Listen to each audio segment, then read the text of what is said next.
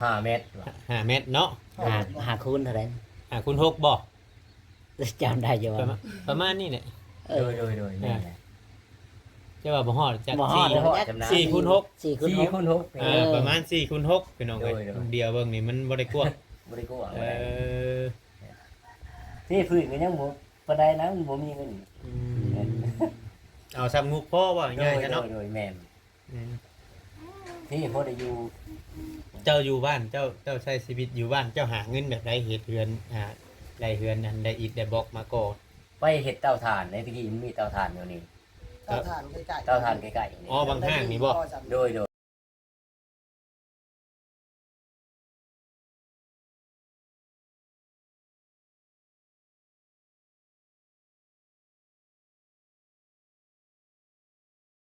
สวัสดีและสบายดี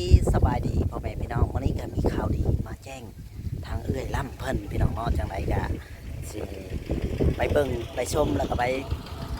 อันนั้นกันเลยพี่น้องเนาะแต่บ่สักษาเสียเวลาจังไดก็พากแม่ๆ FC เป็นกำลังใจให้เด้อพ่อแม่พี่น้อง FC เนาะที่หักแพงทุกท่านทุกคนที่เข้ามาดูมาชมเนาะไปมีกำลังใจให้บ่จ่อยไปบ่ว่าหลายจะห่างไปเบิ่งไปชมนํกันเลยพี่น้องเอ้ย สบายดีเท่านั้น สบายดี โดยพี่น้องเนาะผมมาพอกับทางอันอ้ายปอดเนาะ แม่น โดย ครับทางเคยล่ำพี่น้องกันเนาะก็เข้ามาถ่ายคลิปเพิ่นชานันเป็นก็คือเห็นพี่น้อง FC เนาะแม่ๆ FC เฮือนเพิ่นก็บ่ใหญ่ปานใดเนาะ เข้ามาเบิ่งมาชมเนาะเพียงเนาะจักเม็ดเถือนเจ้า 5 เมตร 5 เม็ดเนาะ หาคูณเท่าไหร่ คูณ6บ่ จำได้อยู่ ประมาณนี้แหละ โดยแม่นแหละ จะว่าบ่ฮอดจัก บ่ฮอด 4คูณ6 4คูณ 4คูณ 6 ประมาณ4คูณ6พี่น้องเอ้ย โดย เดียวเบิ่งนี่มันบ่ได้กว้าง บ่ได้กลัว เออ ที่พื้นก็ยังบ่ปานใดนะมันบ่มีเงิน เอาซ้ำงุกพ่อว่าง่ายๆเนาะ โดยแม่น อืม ที่พอได้อยู่ เจ้าอยู่บ้านเจ้าใช้ชีวิตอยู่บ้านเจ้าหาเงินแบบใดเฮ็ดเฮือนได้เฮือนอันได้อิฐได้บล็อกมาก่อ ไปเฮ็ดเตาถ่านในตะกี้มันมีเตาถ่านอยู่นี่ เตาถ่านใกล้ๆ เตาถ่านใกล้ๆนี่ อ๋อบางห้างนี่บ่ โดย อ๋อไปเฮ็ดเพิ่นจ้างแบบไรนะ จ้างรายวันนี่แหละมื้อหนึงละแสน อืมไปเก็บออมมา โดย เออเก็บออมมาได้ก็ได้ทำได้ได้เฮาพอจุกตัวได้ได้ซื้อไว้ โดยแม่น เออคือว่าเราก็เก็บเติมหนึงเนาะ แม่น ได้ ถือ แบบ ว่า นี้ อดทน อืม ด้วยได้ฮ็ด เลี้ยงลูกน้ำเนาะ เดี๋ยวว่าสิเฮ็ดห้องน้ำแน่ดูมีดูยังน้อยตอนน่ะ ลูกก็หาก็ไปทำงานปีนี้ลูกน่ะ โดย ยังบ่ได้เงินนำเพิ่นจะเกลือบ่ ได้อยู่ก็บ่หลาย อ๋อเพิ่นไปได้จักเดือนนะ เฮ็ดได้เฮ็ดให้หน้าเลยนะพอได้ซื้อน้ำมัน อ๋อฝากมาพอได้ชื่อน้ำเมืองน้ำมัน โดย เพิ่นไปได้จักเดือนน่ะ ได้ตั้งแต่วันเดือนสี่ เดือนสี่ ปีกายนี่ อ๋อพอดีฝากเงินมาเธอเด็กเธอหน่อยพอชื่อน้ำมันลงนาปีที่แล้วเนาะ แม่น โอ้ แต่ว่าพ่อแม่ก็ไม่ได้หาอย่างคันบอกฟ้องเอาเงินนำลูกนะครับ อืม ไม่ได้หาแล้วคือนั่งนี่นะหาจอกๆแต่พอได้เลี้ยงลูกมาหน่อยครับ อืม ไม่ได้ซื้อขนมกับ ตอนนี้อยู่เพื่อนน้ำเจ้านี่3 คน โดยแม่น อ๋อทั้งเบิดทั้งมวลน่ะ4 คนเนาะ โดย ผู้หญิง2ชาย2 โดย อืมอืม นี่ก็คัดอีกได้รถทีบ่มีเลยเงิน ไปโรงเรียนนะบ่ แล้วก็ ไปโรงเรียนนะเรียนห้องไหน เรียนอยู่ป .2 อ๋อ คนหนึ่ง คนหนึ่งเหรอ ป .1 เนาะผู้อ้ายอยู่ป .3 ผู้อ้ายนะ อืม คัดอีกได้รถทีบ่มีเงินพอ อยู่ใช้โรงเรียนอยู่ใช้ อยู่บ้านถึงแสง อยู่เทิง ออก ผู้ ทางใหญ่บ่ โดยแม่น ฟ้า โอ้ ไกลเติบ ย่านไหนขี่รถติ โดย ไปทางต้องนั่นนะเพราะมันทางใหญ่ยันรถ โดย ระมัดระวังอืมมาฮอดยามให้ยามหน้าเลยเฮ็ดให้เฮ็ดหน้าเนาะ โดย อืม ใครแต่ว่ามีรถไถเฮ็ดเนาะ โดย รถไทยกับรถไทยคนนั้นนะ รถไทยกับรถไทยเพิ่นนะรถไทยตัวเอง โอ้รถไถพ่อเฒ่า โดย รถไทยผู้เฒ่า อ๋อ ตัวเองยังบ่มีหยังเด้ เจ้ายังบ่ได้มีเนาะ โดยบ่มีหยัง อืม อืม เพราะว่าเพิ่นมีเนี่ยเพราะนั่นน่ะเฮาเฮ็ดได้นั่นหลายก็ข้าวน้ำให้เพิ่นกินอยู่แล้วเนาะ โดย ทางเราก็บ่ได้อันนั่นอยู่แล้ว เนี่ย น้องนี่มีแต่เจ้ากับลังนี่บ่อยู่ใช้อีกบัดคือว่าลูก7 คน 7 คนกับผู้หนึ่งก็แบบว่าเป็นห้าง เพิ่นหายได้คือดอก แล้ว นี่แห ก็ ละ มาหานมาเรื่อย หวานมาเกินไปผู้ได้อยู่ใต้อยู่นะ พอไปแล้วก็บ่กล้ากลับมา ผู้ชาย อ๋อเดี๋ยวก็บ่ได้ฮู้ข่าวครับ บ่ได้ฮู้ข่าวเลย อยู่กรุงเทพ เรื่อยเพิ่นนี่ยุ่งที่ไม่ยิ่งนะ อ๋อก็เบิดซ้ำนี่เนาะมันเว้าง่ายๆว่าซ้ำเห็นนี่อยู่บ้านนี่เนาะ โดยแม่ ซ้ำเห็นกับปู่อยู่เฮือนหั่นเนาะ โดย อืม คันอ้ายผู้หนึงแล้วมันบ่มีครอบครัวเรื่องชาตินะแล้วก็กินน้ำผู้นั้นกินน้ำผู้นี้ อืม ไปเรื่อยๆเนาะ คือในความคิดชุนเจ้านี่คิดเรื่องมันเกิดขึ้นแบบนี้แหละคิดว่าเล่าสินั่นอยู่บ่เศร้าอยู่บ่คือทั้งในหมดตามที่ชุนเจ้าสังเกตเบิ่ง2-3มื้อ ใจมันไปได้ คิดว่าสิเศร้าอยู่ข่อยเขาก็บอกอยู่ได้สิเศร้าอยู่ดอกข่อยข่อยว่าฉัน คอยเชื่อว่าเชื่อบ่ได้ทุกคน บ่เชื่อบ่เชื่อก็เว้าแน่นี่แหละ ใจของคอยได้ ถ้าว่าเจ้าเฮ็ดคือเก่าแล้วบ่มีผู้ช่วยเจ้านะข่อยบอกนี่ แม่น เพิ่นยาอะไรนะ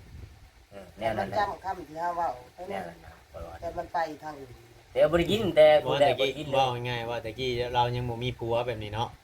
โดย ตอนน้ำเมาตะกี้นะมีบ่ซะ บ่มี ตอน บ่ เมา มีได้บ่มีได้ยังบ่ได้กินได้ตอนนั้น บ่แล้วตอนเมารุ่นก่อนนะตอนเมารุ่นก่อนเทพเฒ่าให้รุ่นผูกโชหาเตืออกเตือน ยังบ่ได้หัวเลย ยังบ่ได้ผัวแล้ววะ ยัง ยังบ่ได้คบกับเรา ยังบ่ได้คบกับเรา อ๋อ แต่ว่ามันป่วงอยู่ผู้เดียวนั่น อืม คำใช้นอนทัน มีแต่ทั้งง่ายนี่ไปนำเอากับไม่เท่า โดยแม่น ไป ไป ไม่เท่าพาไปเลยก็ไปเลยคืนบ่ได้แล้วขอกัน แล้ว น้ำเบ้าบ้านแล้วก็ห้องมอนี่ไปเอานี่เลย อืม ก็ได้มอนี่ไป ขอยบ่ได้ไปแล้วขอยก็ยันผิดเกิน เจ้าลาเราเคยลาเจ้าอยู่บ่ โอ้ยด่า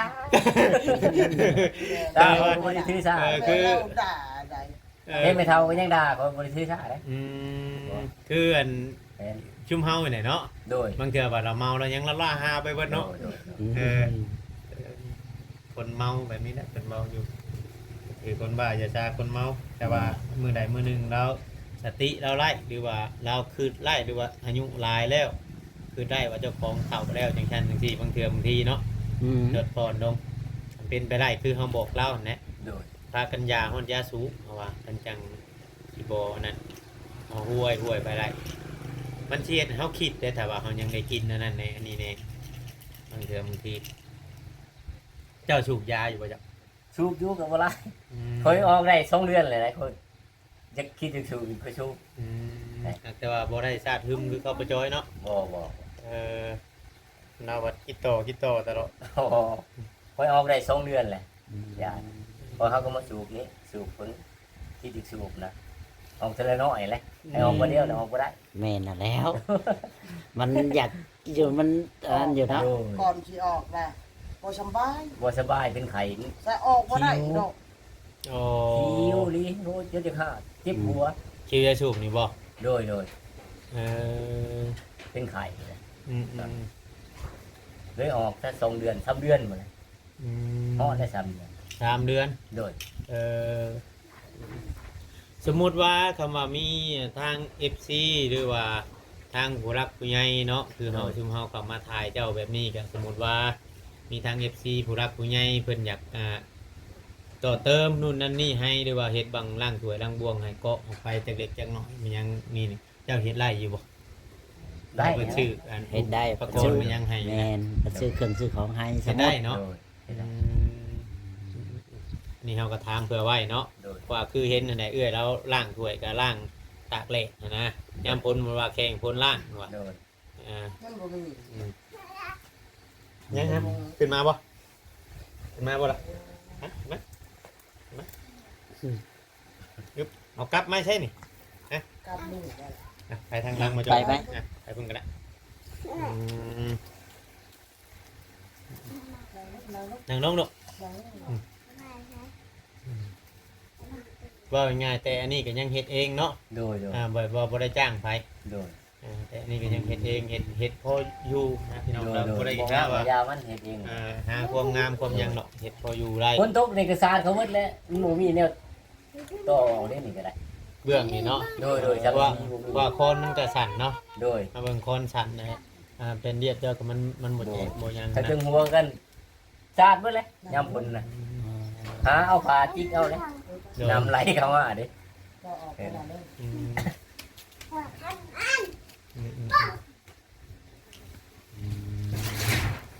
คือว่าอันนั้นอยู่พี่น้องคือว่าซอยเนาะซอยตั้งแต่เขาเจ้ามาเลยแบบว่ามั่งเพียงมั่งหยัง ใช่ทุก เริ่มซอยเลยถ้าว่าสมมุติว่าบ่มีบ่เวียนคิดไว้ในหัวเลยถ้าว่าบ่มีอันทางลุงนี่ เนาะลุง ย่านข่อยว่ายังย่านบ่ได้มั่งเพียง โดด ตามข่อยคิดได้ ตามเฮาเบิ่งได้เอ้ย โดด ตามเฮาเบิ่งแบบชุมเล่าหั่นนะเพราะว่าเฮาจังคือเฮาแนะนำนู่นนี่มีหยังเล่าก็แบบกลัวก็แบบเราบ่ค่อยเว้าค่อยนั่นเราบ่ค่อยอย่างนั้นต้องมีผู้พาเฮ็ด โดด เรายังเห็นได้ เรา เนาะ จังเฮ็ดหั่นนะ อืม ตามเฮาเบิ่งเนี่ยสิผิดสิถูกอะ โดย แต่มาอยู่นำชุมเจ้ากับชุมเจ้าสิฮู้แล้วบัดนี้เนาะ มันคุ้มมันเนาะ มีแต่ว่า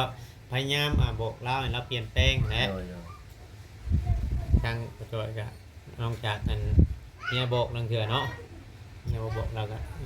เบียกว่าให้เฮ็ดเบียกอยู่แถวในเมืองว่าเราบ่ถนัด โดย ให้มาเฮ็ดอยู่แถวนี้เฮ็ดทานเฮ็ดหยังเนาะอยู่ ใน ใน เมืองวัดทองเช่าเขาชื่อ นั่นก็ชื่อ อยู่พี่ก็ชื่อกินไข่แน่ทองบริเช่า อืม ปุ๊บตูบอยู่ โดย คือคอยว่าเด้เป็นมีจักอยู่ไปหาตัดเอาใหม่เลยเขาให้อยู่ใหม่หาข้อสื่อเอาเลยแหละอย่างนั้นมุ้ยจัก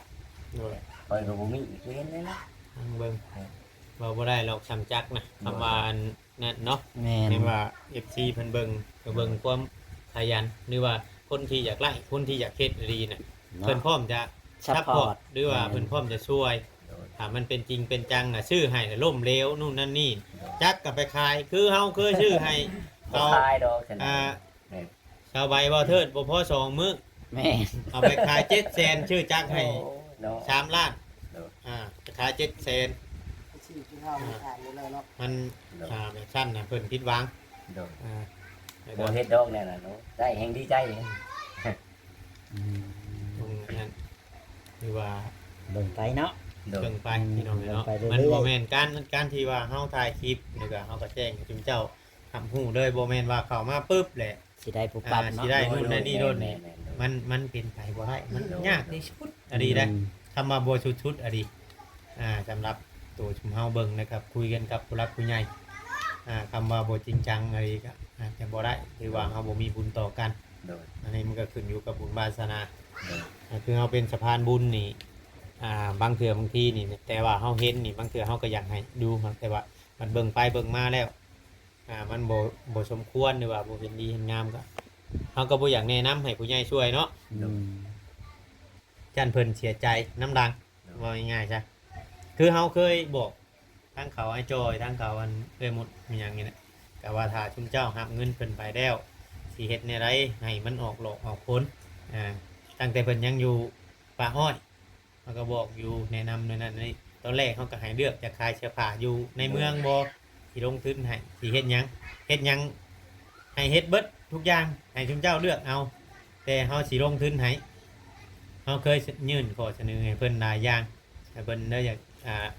พอจอยเราว่าเราสู่บ่ได้ในทางในเมือง เราเลยเลือกเอาอันว่าซื้อไก่ซื้อหยังแนวว่าไปบ่ได้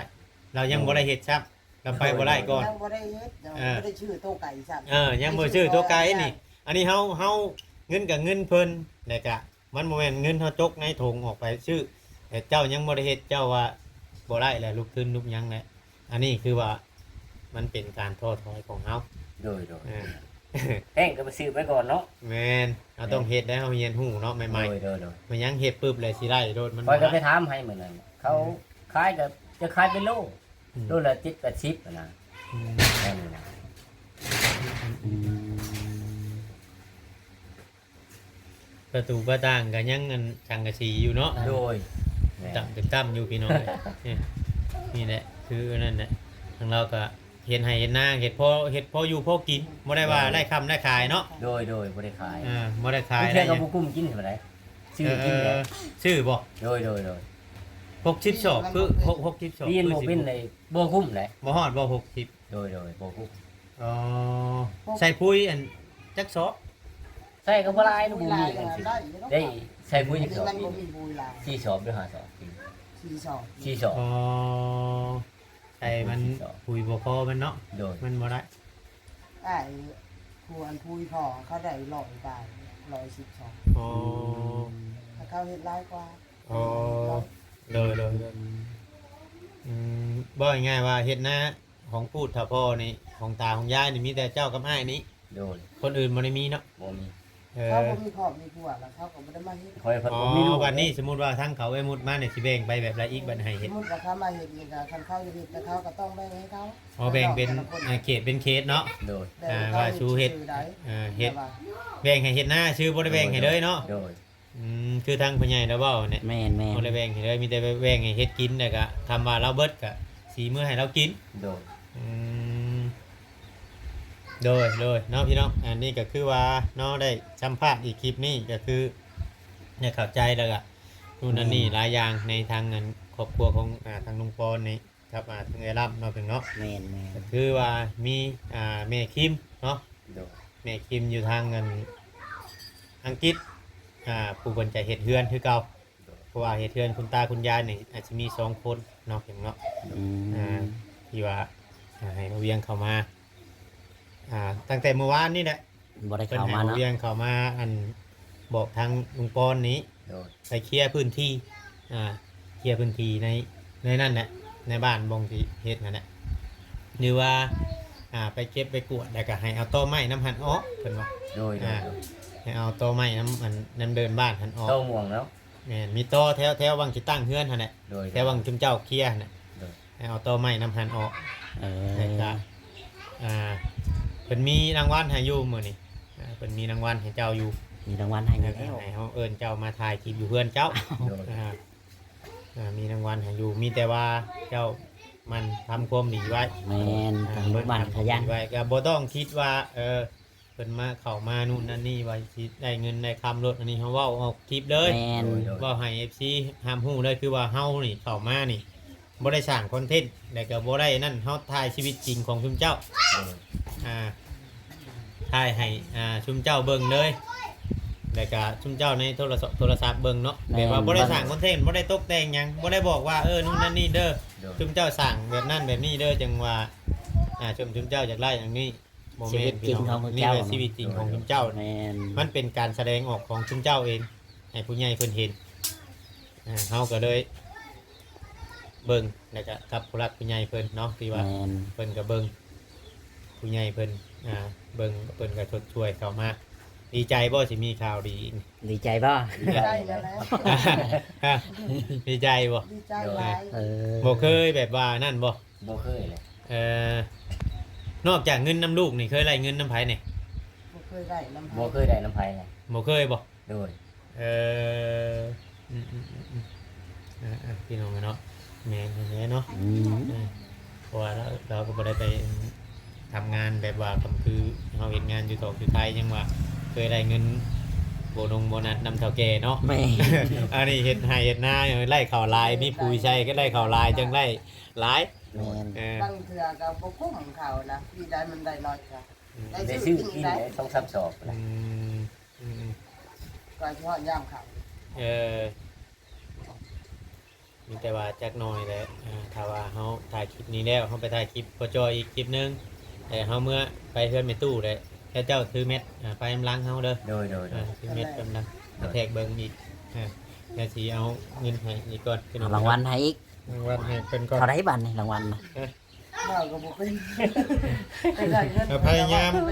พยายามว้าว อวย เนาะ ใส่อวยพร เพิ่ ให้ น ทางผู้ใหญ่ใจดีเพิ่นเด้อ โดย จุ่มเจ้าเบิ่งคลิปน้ำว่าแต่ละคนเนี่ยเขาเจ้าอวยใช้อวยพรนั่นแหละฮะ บ่ได้คือแม่ลูกมื้อใส่เพิ่นก่อนบ่ได้เบิ่งหยัง บ่ได้เคยเบิ่งบ่ทั้งแม่เพิ่นให้มอบเงิน 1,000 บาทให้ทางไอ้ปอนนี่พี่น้องเนาะเคลียร์พื้นที่ อยู่เฉยๆดูลูก อย่าดื้อเด้อลูกเด้ออย่าดื้อเด้อเดี๋ยวก่อนนั่งอยู่ก่อนนั่งลงหนุบมือเด้อ หนุบมือเด้อเดี๋ยวอันเบาสิเอาเงินให้เด้อ น้ำมือเด้ นี่เด้อพี่น้องเงิน 1,000 บาทของแม่คิมเด้อที่ว่ามอบให้ทางไอ้ปอนนะได้หับเรียบร้อยแล้วเนาะไอ้ปอนเนาะ เจ้าสบายดี โดยมีแต่ว่าให้ไอ้ปอนนี่ขอมุกขอบใจทั้งแม่คิมเพิ่น เออ ก็เขามุกขอบใจทั้งแม่ฝากเงินโดนเงินใหม่เนาะก็ให้เพิ่นอยู่ดีแม่สุขภาพเข้มแข็งต้มไฟอย่าให้มีอย่ามาไก่เพิ่นเนาะขอให้เพิ่นร่ำเพิ่นรวย เจ้าสบายดี โดยพยายามเด้อทั้งไอ้มุดอันทั้งเงิน เอ้ย เอ้ยล่ำ เอ้ย เอ้ยล่ำเลยเอา ขอบคุณเพิ่นแน่นอนหนึง ขอบคุณนมมืออยู่ล่ะนะไว้จังหน่อยมื้อหน้ามื้อในซื้อกระต้มขนมมาต้อนนะ มือในเวลาเลี้ยง คุณแม่ที่ใจดีมาอันส่งเงินมาให้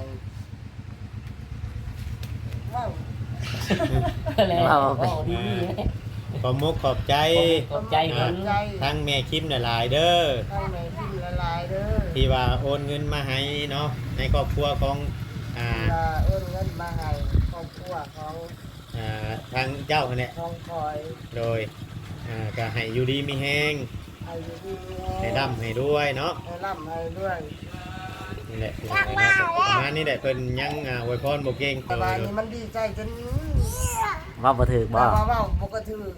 จนว่าสั่นเมื่อเดือนเนี่ย เออ บ่เป็นหยัง ขอบ มี ใจ แต่ว่า หลายๆเด้อ คือเฮาเว้าหั่นแหละพี่น้องเอ้ยขอบใจเพิ่นนะก็ขอบใจชุมข่อยนำ ขอบใจ แต่ละเทื่อ แต่ เด้อ ทั้งเอชีแล้วขอให้เป็นสุขภาพแข็งแรง ชื่ออยู่บ่แต่ละคนเข้ามาหานะ จะได้คง แต่ ไป ละ ให้ คน มี ทำ ขอ อา ให้ หาร ร่ำขอให้ด้วยทั้งเอชีเนาะยาวสบายดี อืม ผู้ชื่อผู้บ่ชื่อเนาะต้องชื่อชื่อทุกคนได้เข้ามาหาโดยเอาสบายดี สบาย ยา ดี วสบายดี โอเค อืมโอเคพ่อแม่พี่น้องเนาะคลิปนี้ก็สิบ่มีเนี่ยคลิปนี้ก็สิบ่มีหยังหลายพี่น้องถ้าผิดพลาดประการใดก็ขอโทษขออภัยนำเด้อพ่อแม่พี่น้องอยู่เรื่อยๆล่ำวันนี้ก็ได้เนาะ